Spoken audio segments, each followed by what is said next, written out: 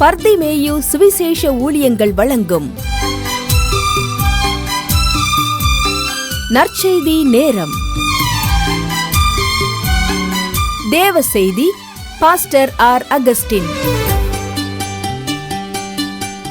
இந்த நாளில் உங்களோடு பேசி வருகிறேன். கிரியை உள்ள விசுவாசம் வேண்டும். கிரியை இல்லாத விசுவாசம் ஒரு மனுஷனை கூட ரட்சிப்புக்குள்ளே கொண்டு வராது. ஏன்னா ஒருத்தன் பசியோடு இருக்கும்போது ஆண்டவர் நல்லவர் வல்லவர் வார்த்தையிலுள்ளவர் சொல்லி பிரயோஜனம் இல்லை. முதல்ல அவனுக்கு பசிக்குண்டானதை கொடுக்கணும், அப்புறம்தான் அதை பற்றி சொல்லணும். எங்கே பார்க்கிறோம், ஆபிரகாமுடைய கிரியை எப்படி ஆண்டவர் பார்த்தார். ஏன்னா ஆபிரகாமை அழைத்தார். அவன் எங்கோ இருந்தவன், அவனை அழைத்து நான் அவனை பெரிய ஜாதியாக்க போகிறேன், நீ எல்லாத்தையும் விட்டுட்டு வாழ்னார். அதனால தான் இங்கே எழுதியிருக்கார் யாக்கோபு நிருபத்தில், நீங்களும் திருப்பிக் கொள்ளலாம் 2ஆம் அதிகாரத்திலே, நம்முடைய பிதாவாகிய ஆபிரகாம் தன் குமாரன் ஈசாக்கை, தன் குமாரன் எத்தனாம் வசனம்? 21. எல்லாரும் திருப்பிக்கிறீங்களா? அப்படி எல்லாரும் எடுக்கிற வரைக்கும் நீங்களும் நானும் சேர்ந்து பாடுவோமா? எல்லாருக்கும் தெரிஞ்ச நெஞ்சத்திலே தூய்மை உண்டு, இயேசு அழைக்கிறார். நோதும் கொண்ட நெஞ்சத்தை இயேசு அழைக்கிறார். நெஞ்சத்திலே தூய்மை உண்டோ, இயேசு வருகின்றார். நூறுங்குண்ட நெஞ்சத்தை இயேசு அழைக்கிறார்.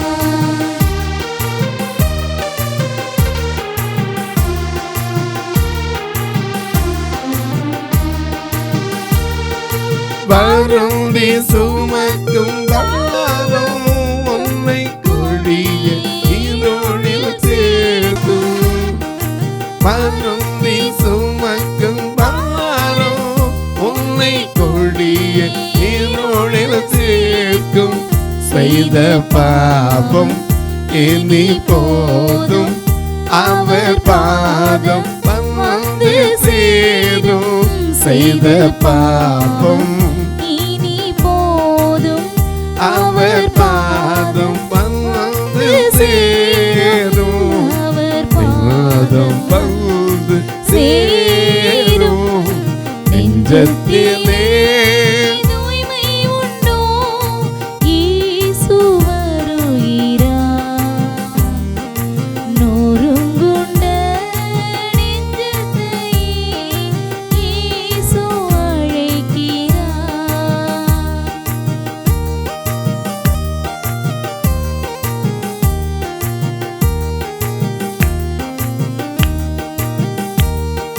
குருதி சிந்தும் கண்கள் உன்னை கூர்ந்து நோக்கும் நெஞ்சும். குருதி சிந்தும் கண்கள் உன்னை கூர்ந்து நோக்கும் நெஞ்சும். செய்த பாபம் இனி போதும், அங்கு பாரும் செந்நீர் வேளம். செய்த பாபம் இனி போதும், அங்கு பாரும் செந்நீர் வேளம். நெஞ்சத்திலே தூய்மை உண்டோ, இயேசு வருகிறார். நோடு கொண்ட நெஞ்சத்தை இயேசு அழைக்கிறார்.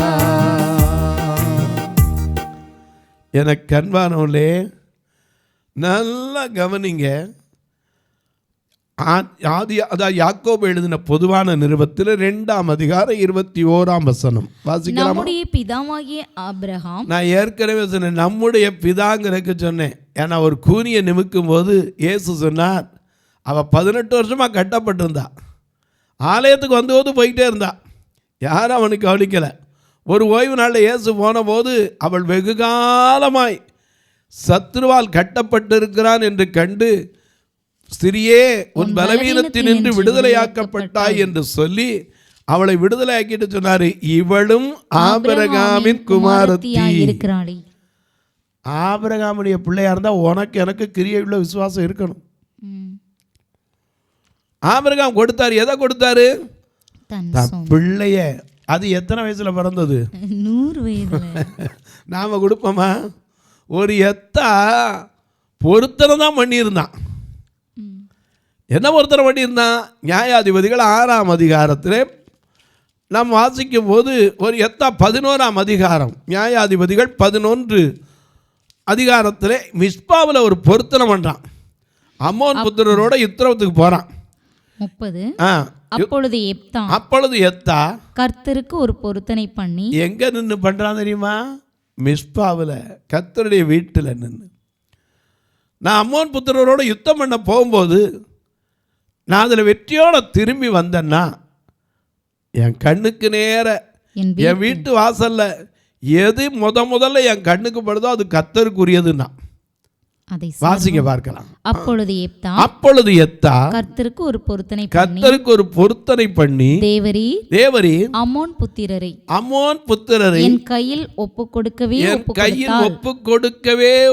கொடுத்தால் நான் அம்மோன் புத்திரரிடத்திலிருந்து சமாதானத்தோட திரும்பி வரும்போது என் வீட்டு வாசற்படியிலிருந்து வேற எங்க இருந்து இல்ல, தன்னுடைய வீட்டு வாசற்படியிலிருந்து எனக்கு எதிர்கொண்டு வருவது அப்படி யுத்தத்துல வெற்றியோட வரும்போது எதிர்கொண்டு வருவது எதுவோ அது கர்த்தருக்கு உரியதாகும். இப்படித்தான் பொருத்தனைதான் அதை சர்வாங்க தகன பலியாக செலுத்துவேன் என்றான். அப்பா, பலிபீடத்தில் என்னை பரனே படைக்கிறேனே இந்த வேளை, அடியேனை திருச்சித்தம் போல ஆண்டு நடத்திடுமே. பலிபீடத்தில் என்னை பரனே படைக்கிறேனே இந்த வேளை, அடியேனை திருச்சித்தம் போல ஆண்டு நடத்திடுவே. கல்வாரியும் அன்பினையே கண்டு விரைந்து நான் ஓடி வந்தேன். கல்வாரியும் அன்பினையே கண்டு விரைந்து நான் ஓடி வந்தேன். கழுவும் திருரத்தாலே கரை நீங்க இருதயத்தை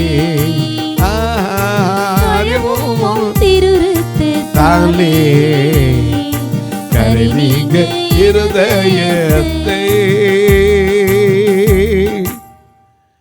பலிபீடத்தில் படைக்கிற பொருத்தனை பண்ணா பரவாயில்ல, சர்வாங்க தகன பலியா அது என்னது?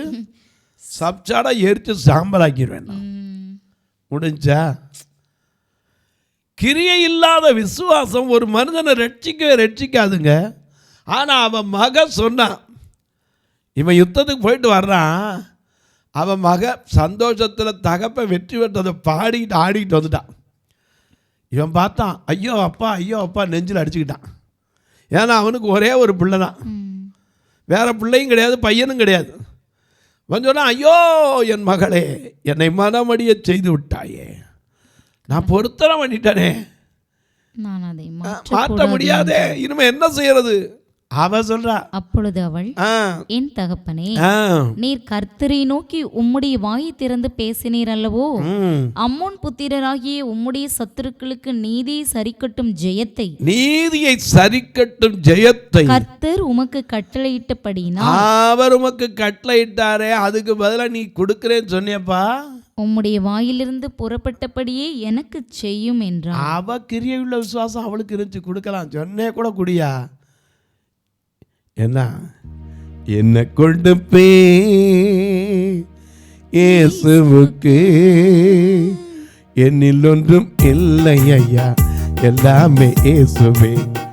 என்ன கொண்டு இயேசுவுக்கு ஒன்றும் இல்லை ஐயா, எல்லாமே இயேசுவே. என்ன கொடுப்பே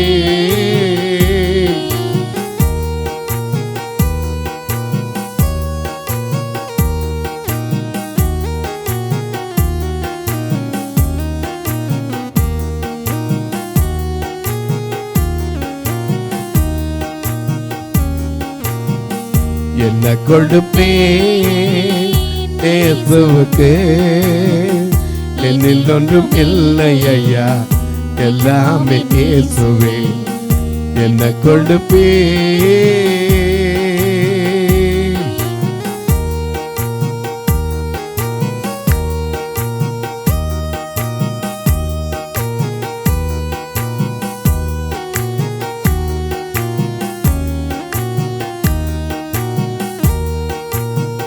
மெய்ப்பனாய் நான் இருந்தாலும் ஆட்டுக்குட்டி நான் தருவேனே. மெய்ப்பனாய் நான் இருந்தாலும் ஆட்டுக்குட்டி நான் தருவேனே. புல்லுள்ள இடத்தில் என்னை வைத்த நல்ல மெய்ப்பனுக்கு, புல்லுள்ள இடத்தில் என்னை வைத்த நல்ல மெய்ப்பனுக்கு, என்னில் ஒன்றும் இல்லை ஐயா, எல்லாமே இயேசுவே. என்னில் ஒன்றும் இல்லை ஐயா, எல்லாமே இயேசுவே. என்ன கொடுப்பேன் இயேசுவுக்கு, என்னில் ஒன்றும் இல்லை ஐயா, எல்லாமே இயேசுவே. என்ன கொடுப்பே.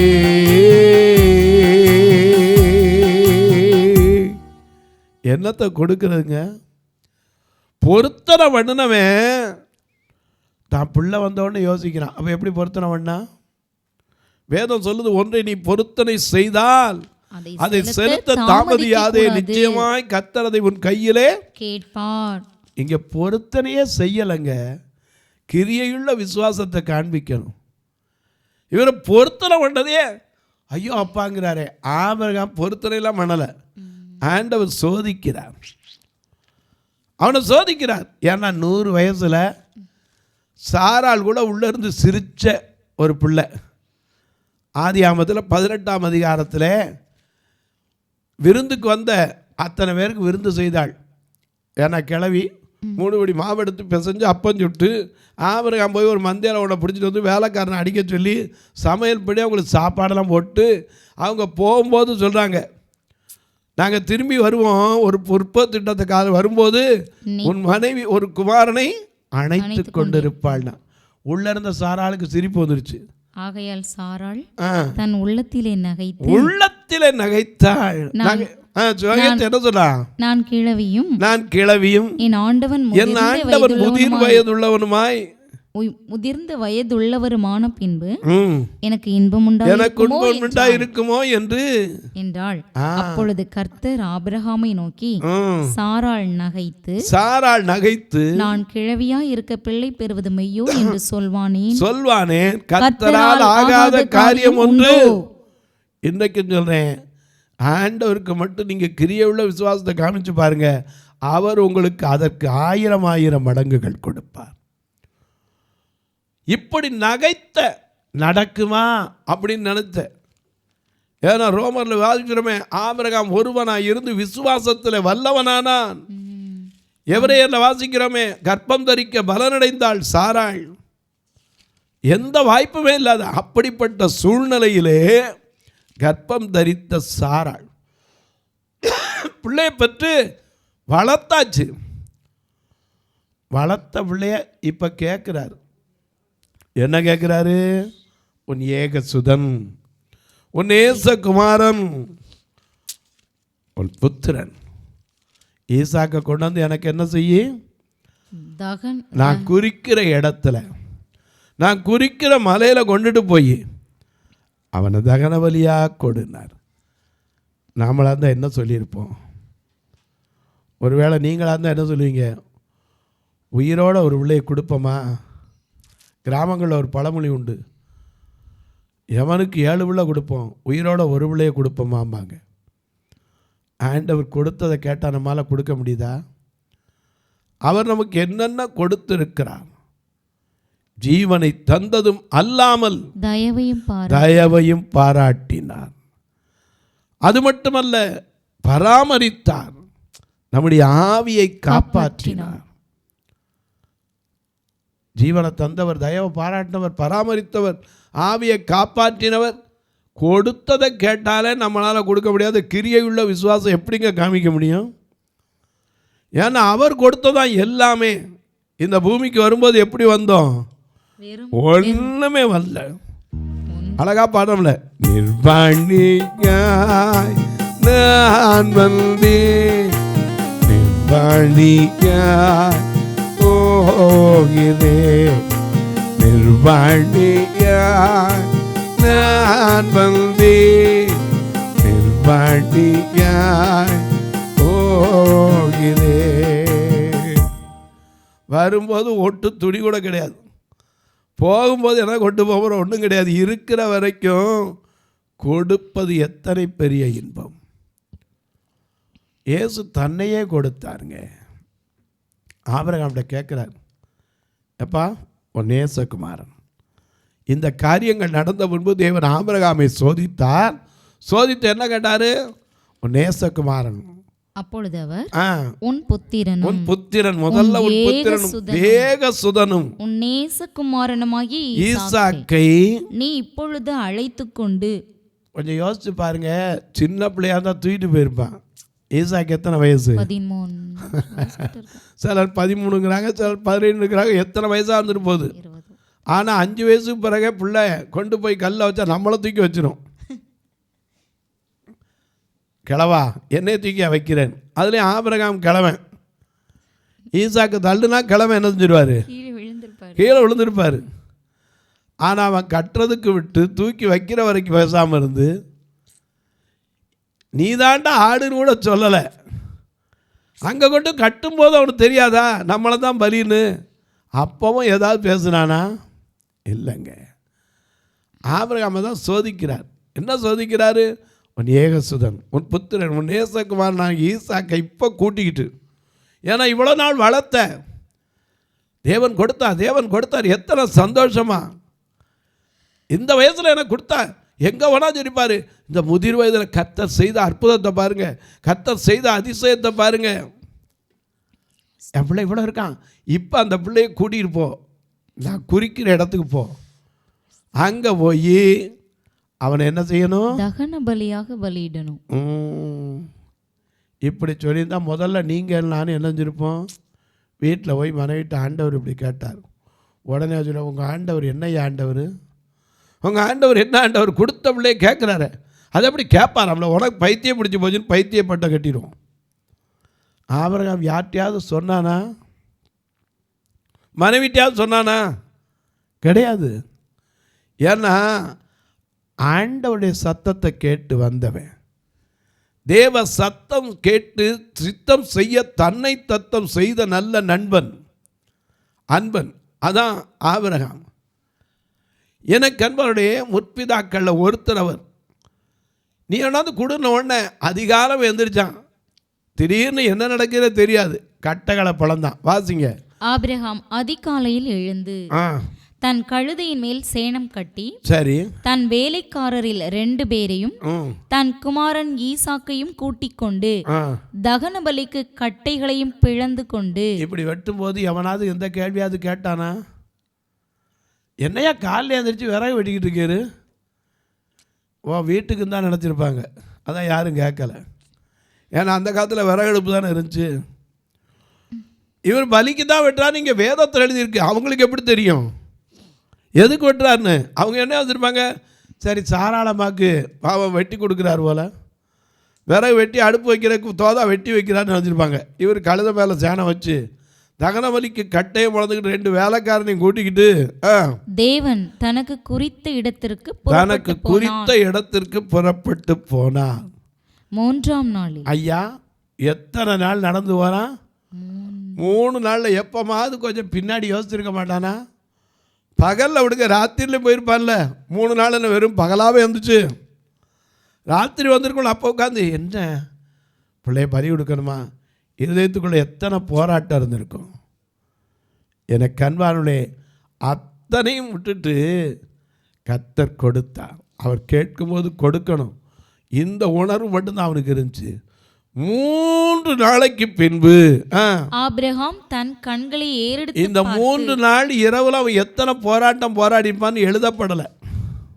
இந்த காலத்தெல்லாம் ஒய்ஃப் ஃபோன் பண்ணி கேட்டிருப்பா, எங்கே போயிருக்கீரு, பிள்ளைய கூட்டிகிட்டு போனீரு, கட்டையெல்லாம் தூக்கிட்டு போனேன், என்ன விசேஷம், கோயிலுக்கு எதுவும் விசேஷமா, இல்லை உன் பிள்ளைய பலியிட போகிறேன்னு சொன்னால் என்ன செஞ்சுருப்பா, அப்புறம் அமைச்சு பலி கொடுத்துருப்பா. எனக்கு கண்மாருடைய அவள் எதுவுமே 3 நாள் ஒருத்தருக்கு ஒருத்தர் தொடர்பு கூட அந்த காலத்தில் கிடையாது.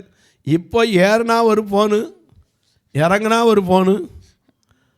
நேற்று என் கூட ஒருத்தர் வந்திருந்தார், அப்படிங்க அப்பா புறப்பட்ட உடனே கூட்டார், ஏம்மா ட்ரெயினில் ஏறிட்டம்மா, ஒரு சீட்டு கிடச்சிருச்சு, இப்போ தான் உட்காந்துருக்கேன். அப்புறம் ஒரு ஃபோனு, சாப்பாடெல்லாம் வாங்கி கொடுத்துட்டாங்க. எத்தனை ஃபோனு. அப்புறம் பிள்ளைய கூட்டிகிட்டு போவோம், ஒரு வார்த்தை 3 நாள் ராத்திரி எத்தனை போராட்டம் இருந்திருக்கும். பிள்ளையும் ஏதாவது அந்த 3 நாளில் அவனுக்குள்ளே என்ன இருக்கு, என்ன அப்பா இப்படி கூப்பிட்டு வந்திருக்காரு, எதுக்கு கூப்பிட்டு வந்திருக்காரு, எங்கே வரார், எதை பற்றியும் இல்லை. ஏன்னா கர்த்தருக்கு நம்புறவனு, கர்த்தரை நம்பி, கர்த்தரை நம்பியே ஜீவிப்போம், கவலை கஷ்டங்கள் தீர்ந்திடும், கைவிட காத்திடும் பரமனில் கரங்களை நாம் பற்றிக் கொள்வோம், கைவிட காத்திடும் பரமனில் கரங்களை நாம் பற்றிக்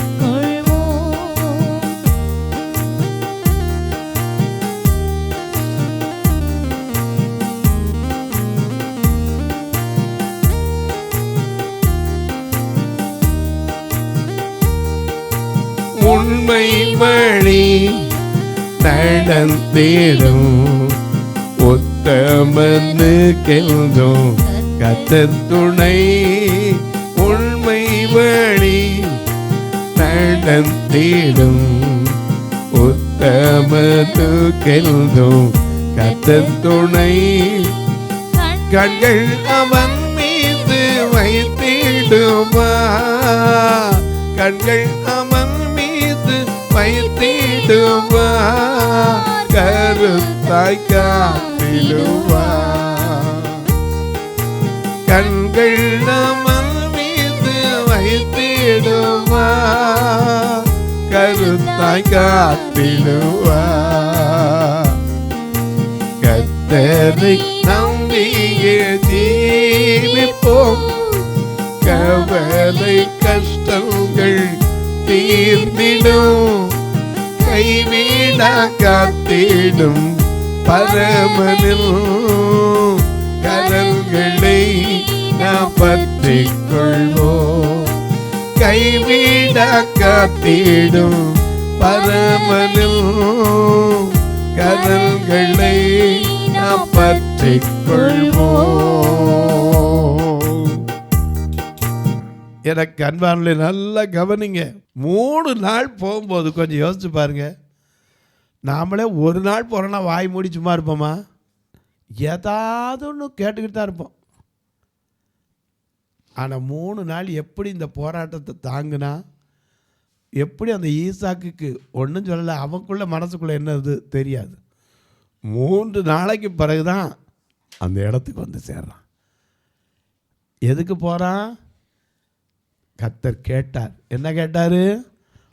ஏகசுதனை கொண்டு வந்து எனக்கு பலியிடு. தொலைக்காட்சியில் பார்க்கிறேன் அன்பு மக்களே, கிரியை இல்லாத விசுவாசம் ஒரு மனிதனை ரட்சிக்குமா? இந்த நிகழ்ச்சியை பார்க்கிற நீங்கள் ஒரு வார்த்தை இதுக்காக ஜெபம் பண்ணுறீங்களா? இது தொடர்ந்து வருவதற்கு, தேவைகள் சந்திக்கப்படுவதற்கு எங்கள் சபையெல்லாம் ஒரு நாள் முடிஞ்சால் வந்து பாருங்கள். எங்கெங்கோ பெரிய பெரிய கூட்டத்துக்கெல்லாம் போகிறீங்களே, ஏன்னா பெரிய கூட்டம் விளம்பரப்படுத்தி நிறைய ஆட்கள் வர கூட்டத்துக்கு போகிறீங்களே. இங்கே ஒரு ஆட்கள் இல்லை, 2 கண்ணும் தெரியாத மக்கள் தான். தான் உடுத்தி இருக்கிற கலர் தெரியாது, தான் நிலம் தெரியாது, முன்னாடி இருக்க பள்ளமா மேடு தெரியாது. இவர்களும் ரட்சிக்கப்படுவதற்கு ஒரு ஆலயத்தை வச்சுருக்கோம். வந்து பாருங்கள், வந்து பார்த்துட்டு கர்த்தர் ஏவனா கொடுங்க, நீங்கள் கொடுக்காட்டாலும் ஒன்றும் இல்லை, கர்த்தர் 1000 தருவார். வந்து பாருங்கள்.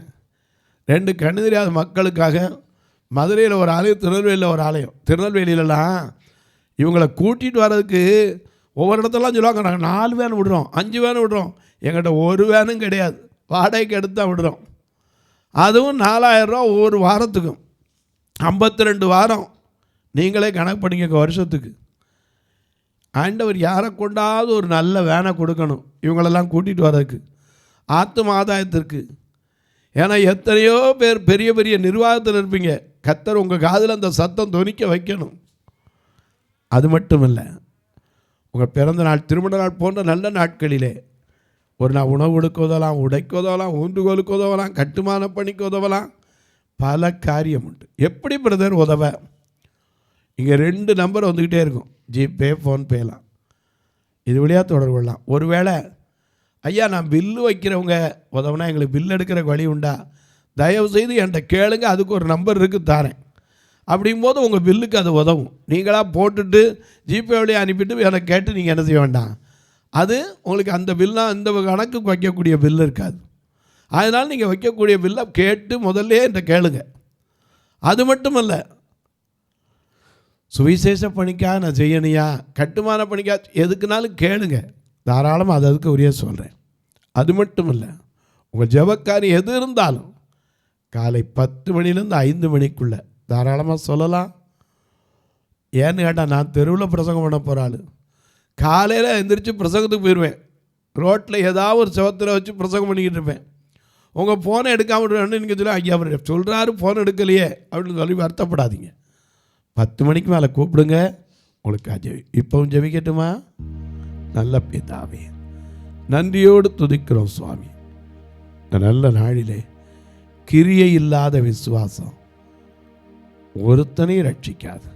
இதை நாங்கள் அறிந்து எங்களை எத்தனை ஐயா உம்முடைய கிரியைகளினால் ரட்சித்தி, நாங்கள் செய்த நீதியினால் அல்ல தமது இரக்கத்தின்படி ரட்சித்த தேவனே, நாங்களும் கிரியையுள்ள விசுவாசத்தை காண்பிக்க என்னை எங்களை தகுதிப்படுத்தும். இந்த ஊழியத்தை தாங்குகிற, ஜெபிக்கிற, கொடுக்கிற எல்லா மக்களையும் ஆசீர்வதி. பிறந்த நாள், திருமண நாளை நினைவு கூறுகிற மக்களுக்காய், தங்களுக்கு அன்பான இழந்து தவிக்கிற ஆறுதலற்ற மக்களுக்காய், தன் பிள்ளைகளை நினைத்து கண்ணீர் வடிக்கிற மக்களுக்காய், குடிப்பழக்கத்திற்கு தீய பழக்கங்களுக்கு அடிமையான தன் பிள்ளைகளை குறித்து கண்ணீர் வடிக்கிற தாய்மார்களுக்காய், தகப்பன்மார்களுக்காய், தன் பிள்ளையை குறித்து கண்ணீர் வடிக்கிற தாய்க்காய், தன் புருஷனுடைய தீய பழக்கத்திற்காய் கண்ணீர் வடிக்கிற மனைவிக்காய் ஜெபிக்கிறேன். ஒவ்வொருவருக்கும் ஆறுதலையும் சமாதானத்தை கொடு, இயேசுவின் நாமத்தில் பிதாவே, ஆமென். சபை ஆராதனை ஞாயிறு காலை 10 மணி முதல் 12 மணி வரை. இடம் பர்திமேயு சுவிசேஷ ஆலயம், அன்னை சத்யா நகர், இளமனூர் அஞ்சல், சக்கிமங்கலம் வழி, மதுரை மாவட்டம். பின்கோட் 625201 மற்றும் பர்திமேயு சுவிசேஷ ஜெப வீடு, flat number 107, Eden garden, Muthur, Tirunelveli. Pincode 627011. சிறப்பு உபவாச கூட்டம் ஒவ்வொரு மாதமும் 2வது சனிக்கிழமை காலை 10 மணி முதல் 1 மணி வரை நாகர்கோவில் YMCA ஹாலில் வைத்து நடைபெறுகிறது. மற்றும் ஒவ்வொரு மாதமும் 4வது சனிக்கிழமை காலை 10 மணி முதல் 1 மணி வரை திருநெல்வேலி புதிய பேருந்து நிலையம் அருகில் உள்ள கிரேஸ் ஹாலில் வைத்து நடைபெறுகிறது. எங்கள் எல்லா ஆராதனைகளிலும் கலந்து கொண்டு தேவனை மகிமைப்படுத்த அன்பாய் அழைக்கிறோம். உங்கள் உதாரத்துவமான காணிக்கைகளினால் இவ்வூழியத்தை தாங்க விரும்பினால் R Augustine, account number 5021364331, IFSC code IDIB 000B066, Indian bank, BP Kulam, Madurai. GPay number 9842181917, BGM ministries மற்றும் 9442559772, பிளைண்ட் மினிஸ்ட்ரீஸ் அகஸ்டின். உங்கள் தொடர்புக்கு பாஸ்டர் ஆர் அகஸ்டின், பர்திமேயு சுவிசேஷ ஊழியங்கள், நாகமலை, புதுக்கோட்டை, மதுரை 625019. தொலைபேசி எண்கள் 9842181917 மற்றும் 9442559772. கர்த்தர் தாமே உங்களை ஆசீர்வதிப்பாராக.